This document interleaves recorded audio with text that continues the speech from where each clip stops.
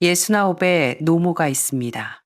평생 허리띠를 졸라매며 아들을 키워냈고 자신을 위해선 돈 한 푼 쓰는 것도 벌벌 떨며 살아온 세월이 수십 년입니다. 이제 아들은 번듯하게 자라 가정을 꾸렸고 사업도 자리를 잡았습니다. 어느 날 아들이 먼저 제안합니다. 어머니, 이제 고생 그만하세요. 제가 매달 생활비로 100만 원씩 보내드릴게요. 듣기만 해도 얼마나 효성스러운 아들인가요. 하지만 문제가 생겼습니다. 그 돈을 어머니는 단 한 번도 받은 적이 없기 때문입니다. 어머니가 아들에게 전화를 걸어 물어보지만 아들은 확신에 찬 목소리로 대답합니다. 어머니, 제가 매달 꼬박꼬박 보내고 있어요.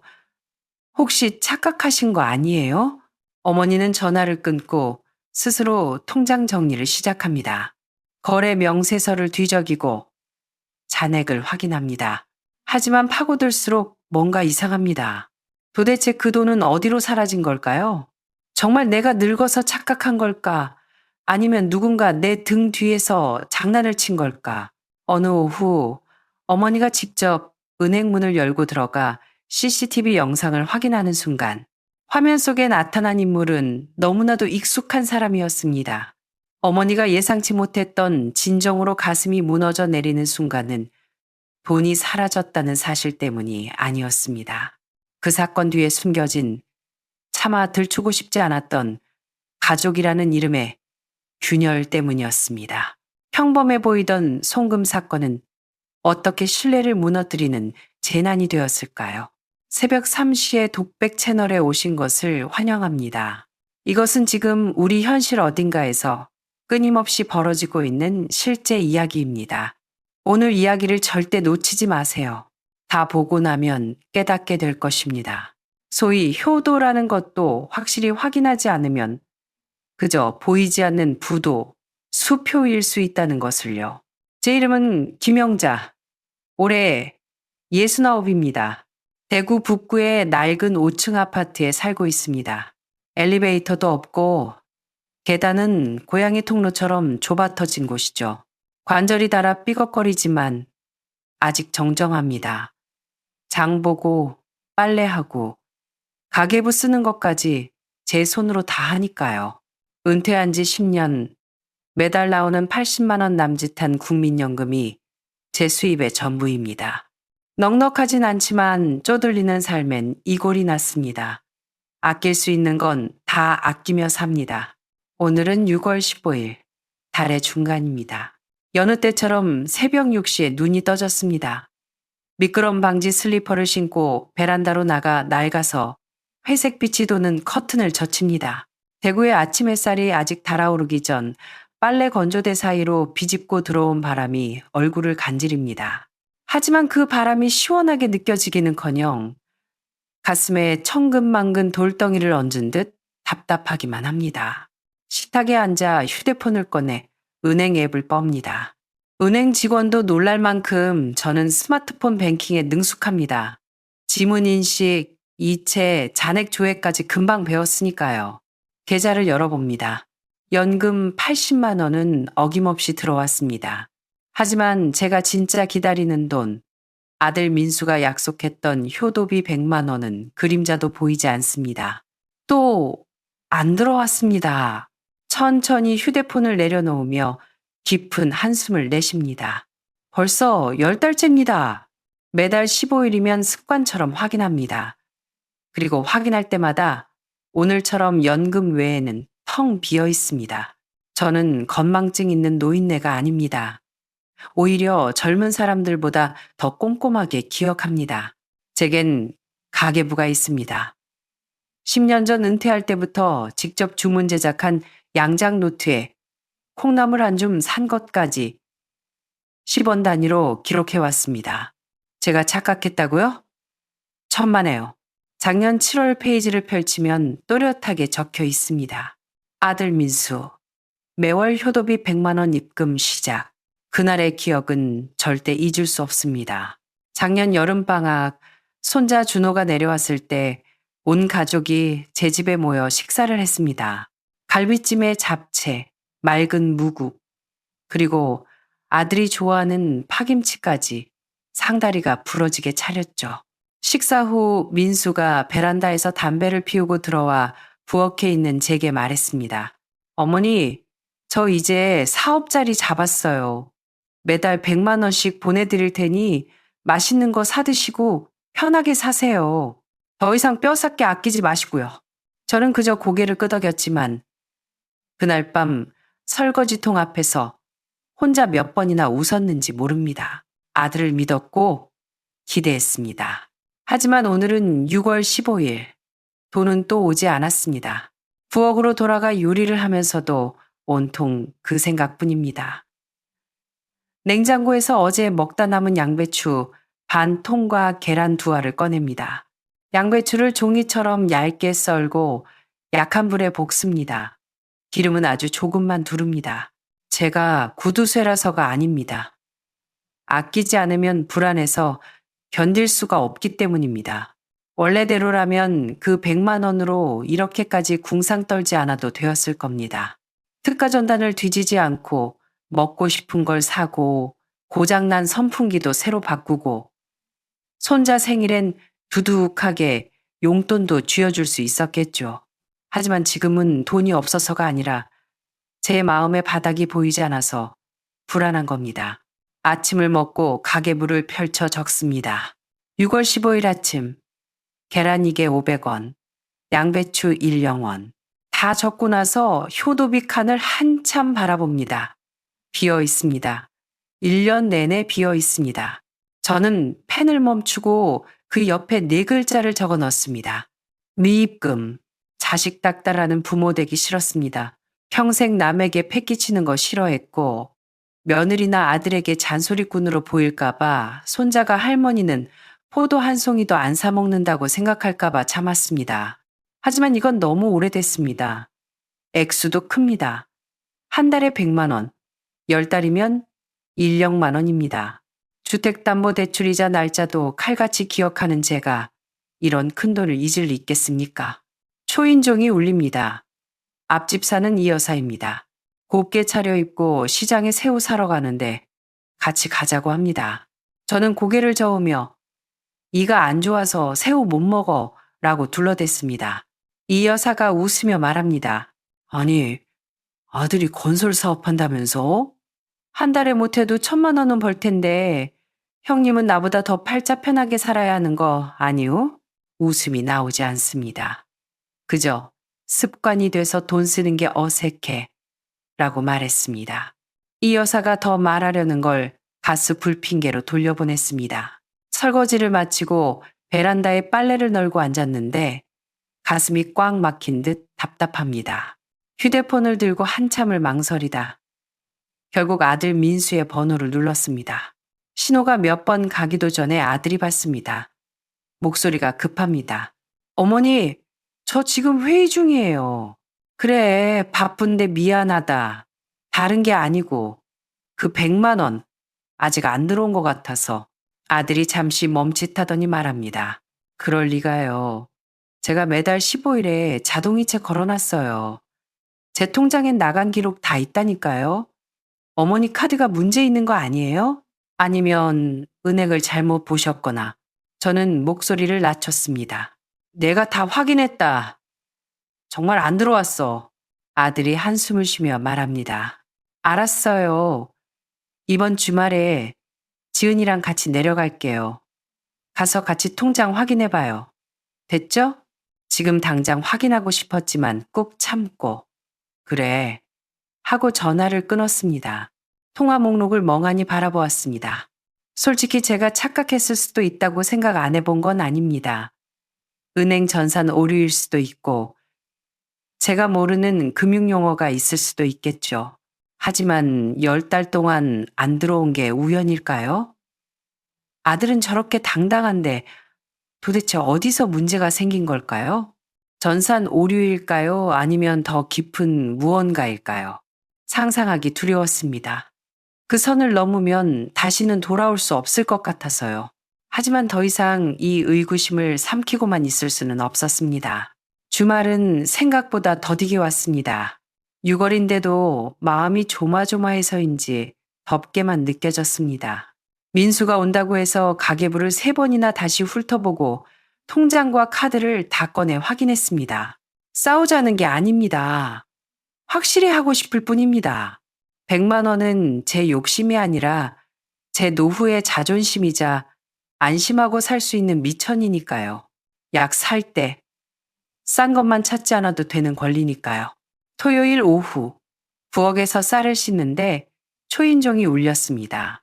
손에 물기를 닦고 문을 열어주니 남색 셔츠를 깔끔하게 입은 민수와 화려하게 꾸민 며느리 지은이가 서 있습니다. 지은이가 종이봉투 2개를 들어 보이며 말합니다.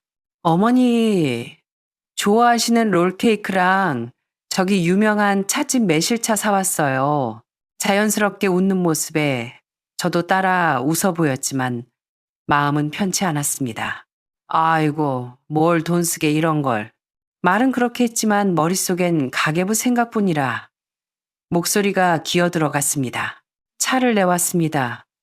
며느리가 사준 닭이 세트입니다. 플라스틱 컵 쓰지 말라며 사준 거죠. 차를 따르는데 며느리가 묻습니다. 어머니, 요즘 보약 같은 거 안 드세요? 안색이 좀 안 좋으시네요. 날이 더워서 통 못 나가서 그래. 차를 다 따르고 나서 통장과 가계부를 식탁 위에 올렸습니다. 오늘 오라고 한 건 이거 같이 확인 좀 해보려고. 민수가 멈칫하고 지은이의 찻잔 든 손이 허공에서 멈췄습니다. 너희 의심하는 게 아니라 작년 7월부터 그 돈이 한 번도 안 들어와서 그래. 떨리는 손으로 가계부를 내밀었습니다. 매달 15일 자동이체라고 해서 적어뒀는데 확인할 때마다 없었어. 민수가 가계부를 받아들고 지은이도 옆에서 봅니다. 민수가 미간을 찌푸리며 휴대폰을 꺼냅니다. 어머니, 제가 분명히 고정 자동이체 설정해뒀어요. 받는 사람 이름도 어머니고. 자, 보세요. 아들이 휴대폰 화면을 보여줍니다. 작년 7월부터 매월 15일 1, 0, 0, 0원 출금. 받는 분 김영자. 숫자는 정확했습니다. 한 달도 빠짐없이 제 이름으로 돈이 나갔습니다. 하지만 저는 고개를 저었습니다. 그래, 나간 건 맞네. 근데 내 통장엔 들어온 게 없어. 그때 지은이의 눈썹이 살짝 움직였습니다. 그리고 입을 엽니다. 어머니, 혹시 다른 통장 있는 거 깜빡하신 거 아니에요? 예전에 대출 보증 선다고 저한테 카드 번호 주셨던 그 통장 아니에요? 저는 지은이를 빤히 쳐다보며 말했습니다. 내가 너한테 언제 카드 번호를 줬니? 난 복잡한 거 싫어서 10년째 이 카드 하나만 쓴다. 지금 쓰는 카드를 식탁에 내려놓았습니다. 확인해봐라. 난 이 카드 말고는 다른 거 만든 적도 없다. 민수가 이체 기록과 제 카드를 대조해보더니 말합니다. 이체된 계좌번호랑 이 카드 번호가 다른데요? 민수가 숫자를 불러주자 지은이의 눈동자가 흔들리는 게 보였습니다. 그녀가 아랫입술을 깨물며 말합니다. 아, 제가 예전에 수기로 입력하다가 헷갈렸나 봐요. 옛날 번호인가? 가슴이 철렁 내려앉았습니다. 헷갈렸다니. 기억이 안 난다고? 제 목소리가 떨려 나왔습니다. 너희들은 이체 설정도 헷갈리고 번호도 기억 못하는데 그럼 내 1년치 1200만 원도 헷갈려서 사라진 거니? 집안엔 정적만이 감돌았습니다. 창밖 바람 소리와 부엌 수도꼭지에서 물 떨어지는 소리만 똑똑 들렸습니다. 그 물방울 소리가 제 심장을 때리는 것 같았습니다. 소란 피우려는 게 아닙니다. 너무 오래 참았고 기다렸고 버텼습니다. 민수가 당황한 기색으로 말합니다. 어머니, 진정하세요. 제가 지금 은행 고객센터 전화해서 그 계좌가 누구 건지 확인할게요. 민수가 베란다로 나가 전화를 겁니다. 저는 지은이를 쳐다봤습니다. 시선을 피하며 휴대폰만 만지작거립니다. 어머니 죄송해요. 일부러 그런 건 아니에요. 그냥 어머니 카드인 줄 알고. 저는 아무 말도 하지 않았습니다. 문득 작년 지은이가 자기 여동생 지수와 부엌에서 소곤거리며 통화하던 모습이 떠올랐습니다. 그때는 그냥 집안일이겠거니 했는데 지금 생각하니 불안감이 엄습해 옵니다. 잠시 후 민수가 들어와 말합니다. 은행에서 예금 주는 김영자 어머니 본인이 맞대요. 근데 자세한 건 본인이 직접 은행 가서 확인해야 한대요. 내일 아침에 저랑 같이 가요. 저는 고개를 끄덕였지만 손발이 차갑게 식어갔습니다. 화도 안 나고 눈물도 안 났습니다. 돈을 못 받은 것보다 더 무서운 사실을 깨달았기 때문입니다. 내가 잘 안다고 생각했던 사람이 내 믿음을 훔쳐다가 딴 주머니에 차곡차곡 쌓고 있었을지도 모른다는 사실 말입니다. 다음날 새벽, 동이 트기도 전에 눈이 떠졌습니다. 눈을 뜨자마자 그 가짜 계좌 생각뿐이었습니다.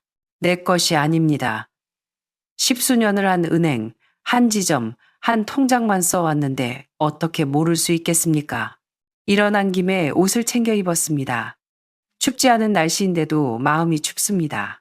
평생 학생들에게 자기 이름에 책임을 지라고 가르쳤던 제가 정작 제 이름으로 딴 통장이 만들어지는 것도 몰랐다니요. 팔시 정각, 민수가 초인종을 눌렀습니다. 저는 단정한 줄무늬 상의를 입고 신분증, 도장, 통장, 휴대폰을 챙긴 캔버스 가방을 메고 나갔습니다. 비장한 제 모습에 민수가 긴장합니다. 어머니, 뭘 그렇게 많이 챙기셨어요? 다 필요하다. 넌 귀찮은 거 싫어해도 난 안 싫어해. 지은이는 회사 조회를 뺄 수 없어 못 온다고 했습니다. 어젯밤엔 같이 가겠다고 해놓고 말이죠. 은행 가는 길, 차 안은 무거웠습니다. 은행에 도착해 번호표를 뽑고 기다리는데 민수는 휴대폰만 보며 안절부절 못합니다. 김영자 고객님, 창구 직원이 불렀습니다. 제 명의로 된 다른 계좌가 있는지 확인하고 싶습니다. 작년 3월쯤 개설된 거요. 직원이 조회를 해보더니 표정이 묘하게 바뀝니다. 네, 고객님 명의로 작년 3월 18일에 개설된 계좌가 하나 더 있네요. 저희 지점 VIP 룸을 통해 대리인 개설되었습니다. 가슴이 쿵 내려앉았습니다. VIP? 대리인? 어떻게 개설된 건가요? 당시 자료 볼 수 있습니까?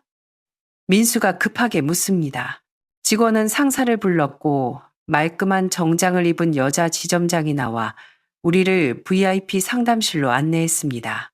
김영자님, 당시 신분증 사본과 위임장이 접수되어 개설되었습니다. 담당했던 직원은 퇴사했지만 당시 CCTV 영상은 보존되어 있으니 확인시켜 드리겠습니다. 화면이 켜졌습니다. 화질이 꽤 좋았습니다. 마스크를 쓰고 모자를 푹 눌러쓴 마른 체형의 중년 여성이 보였습니다. 그 여자가 고개를 숙이고 서류를 내미는데 입고 있는 베이지색 트렌치코트와 목에 걸린 금목걸이가 제 눈에 확 들어왔습니다. 행운의 열쇠 모양 금목걸이. 재작년 제가 민수 생일 선물로 사준 건데 민수가 남자가 무슨 목걸이냐며 지은이에게 줬던 겁니다. 뒷면에 영자가 줌이라고 작게 새겨달라고 했던 그 목걸이. 저건 내가 아니야. 손가락으로 화면을 가리키며 말했습니다. 난 저런 옷도 없고 저 목걸이도 안 해. 옆에 앉은 민수의 얼굴이 흑빛이 되었습니다. 이 사람 누군지 모르겠지만 난 이 지점에 온 적도 없어. 지점장의 표정도 심각해졌습니다.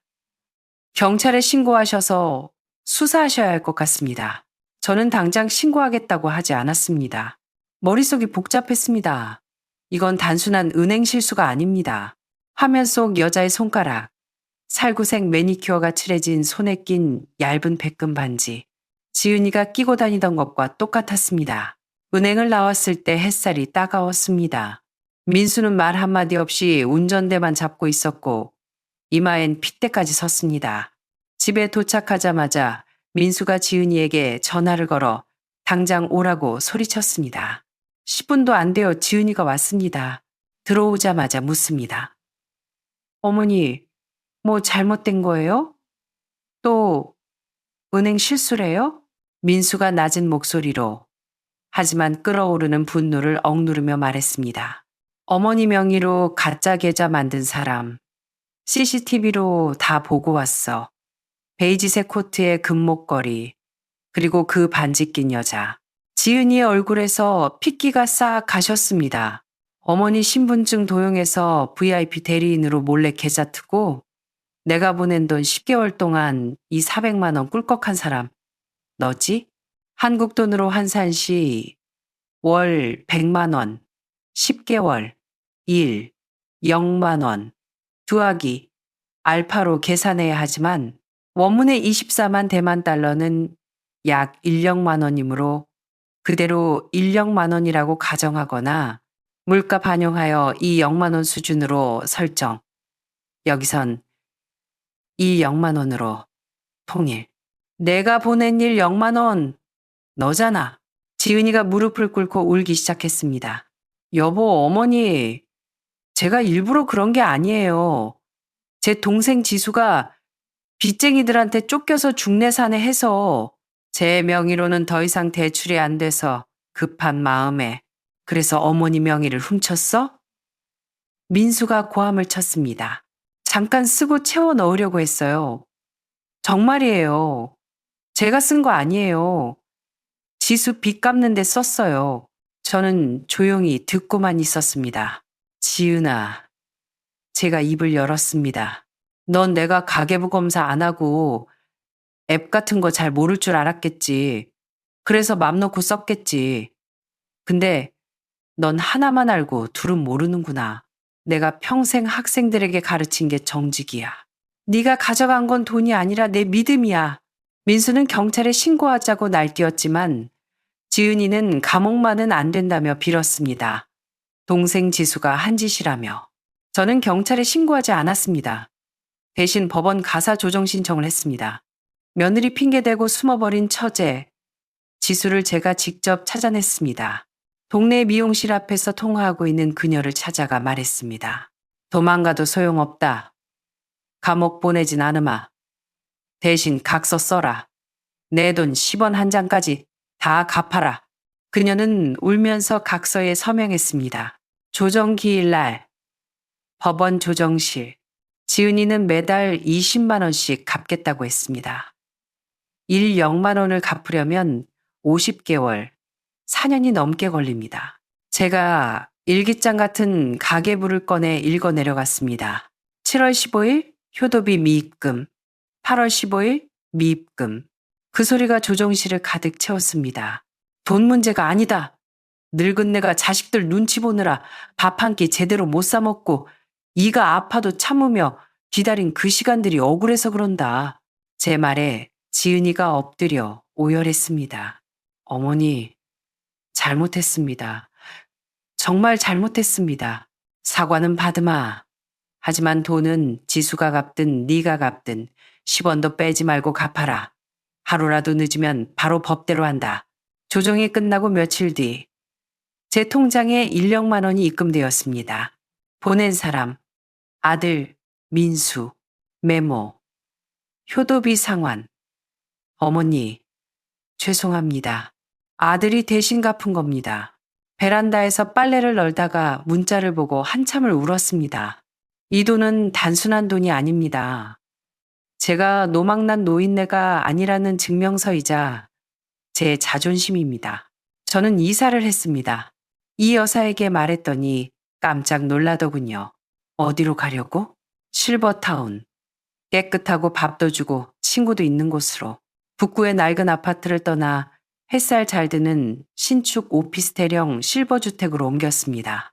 제 돈으로 산 새 에어컨을 켜고 창가에 허브 화분을 놓았습니다. 손자 준호가 놀러와서 할머니, 여기 완전 호텔이네 하며 좋아합니다. 지은이가 매달 보내는 20만 원도 꼬박꼬박 들어옵니다. 아들 민수도 자주 찾아옵니다. 이제는 의무감 때문이 아니라 진짜 대화를 하러 옵니다. 어머니, 밥은 드셨어요? 에어컨은 잘 나와요? 그 사소한 질문들이 이제야 진짜 효도처럼 느껴집니다. 새 가계부를 펼칩니다. 7월 15일 연금 입금 완료. 효도비 상환 완료. 마음의 빚 청산 완료. 이제 저는 누구의 돈도 기다리지 않습니다. 제 인생의 잔고는 제가 채우고 제 이름은 제가 지킵니다. 남은 생은 오롯이 저를 위해 쓸 겁니다. 여러분은 어떻게 생각하시나요? 가족끼리니 그냥 덮었어야 했을까요? 아니면 저처럼 끝까지 파헤쳐서 받아내야 했을까요? 효도란 자동이체되는 돈일까요? 아니면 부모가 밥은 먹었는지 묻는 전화 한 통일까요? 여러분의 생각이 궁금합니다. 새벽 3시의 독백, 구독과 좋아요 부탁드립니다. 감사합니다. 그리고 여러분은 인생의 마지막 장을 어떤 모습으로 채우고 싶으신가요? 어떤 분은 시끌벅적한 대가족을 꿈꾸고 어떤 분은 고요한 자유를 원할 겁니다. 정답은 없습니다. 하지만 분명한 건 미리 생각하고 준비한 사람만이 웃으며 마침표를 찍을 수 있다는 사실입니다. 댓글로 여러분의 생각을 들려주세요. 부모님의 노후 문제로 고민 중인 자녀분들, 혹은 지금 이 시기를 지나고 계신 어르신들의 진솔한 이야기를 기다립니다. 오늘 영상은 여기까지입니다. 시청해주셔서 감사합니다.